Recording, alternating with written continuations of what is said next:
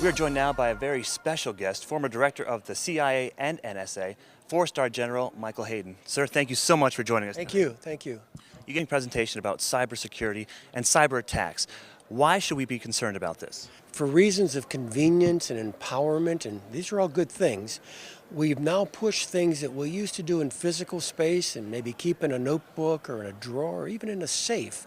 And now we've pushed it up here into this digital domain because it can handle scale and availability, and it's just great. But it's also very vulnerable up there. And unfortunately, we've rushed our stuff up there and parked it up there without a true appreciation as to how vulnerable it is. And now we're seeing the results of that ill-considered decision. We're seeing an awful lot of losses, financial losses, reputational losses, embarrassment when people publish emails and so on. And so we're only now beginning to catch up with, well, if I'm going to put this stuff up here, how do I defend it? And that's now our cultural and technical challenge. How do I defend it up there? So how could cyber attacks impact the auto aftermarket industry? Sure. For the automobile industry, I mean, in many ways, you're just a multi-point computer with tires and an engine going around a neighborhood street. I mean, you've got digital devices on there for telematics, for diagnostics, just for the smooth functioning of the vehicle. And that's great. And I know what it does to make the vehicle more efficient and, frankly, more safe. But it's also interconnected. It's also wired into a larger universe. It also has what we call a large attack surface, where people who might want to will us harm through that vehicle can enter the vehicle and begin to take over controls, things for which the digital devices were never intended.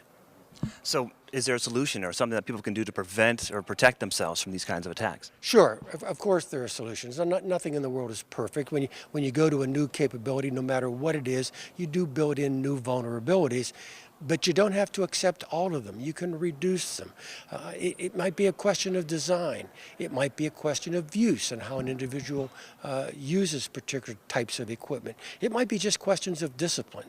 But this is new for all of us. And again, before we rush here to this kind of mecca of convenience, think twice about what the dark side might be. With every model year, people are going to put improvements into the vehicle. And again, that's a good thing. But with those improvements come potential vulnerabilities. Here's a thought, all right? I want middle market folks, I want ultimate consumers, when they think about buying a new product, to use as a discriminator, not just its efficiency, its scale, its cost, use as a discriminator its security as well. And if the consumer at all levels begins to adapt to that attitude, I think producers will meet those demands pretty quickly. All right, a lot of great information and a lot to think about. Thank you very much, sir.